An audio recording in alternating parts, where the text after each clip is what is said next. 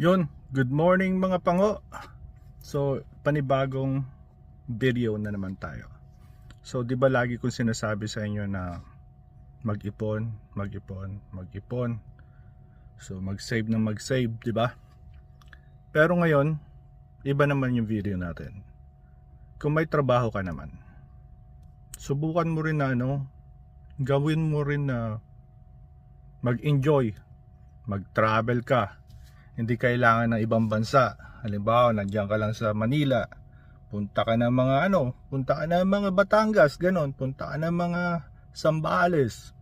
Or kung nasa probinsya ka naman, i-travel mo yung probinsya nyo, di ba? Tapos eto pa, kung ayaw mo naman mag-travel, kumain ka ng masarap. Bumili ka ng aluy. Tapos lagyan mo ng taba. O kaya magsigang ka, lagyan mo ng talbos ng kamote. Di ba? O kumain ka ng masarap.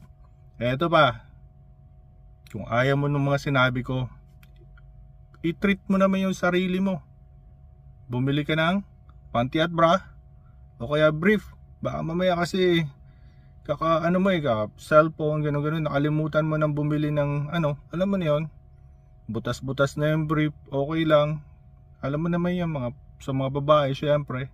Pero anyway, konting paalala lang mga pango, na nagtatrabaho tayo hindi para lang magbayad ng mga babayaran.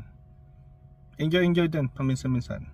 At dahil dyan, bukas na lang uli mga pango. Salamat sa mga nanonood at salamat sa mga bagong tawag doon, followers natin ng mga OFW.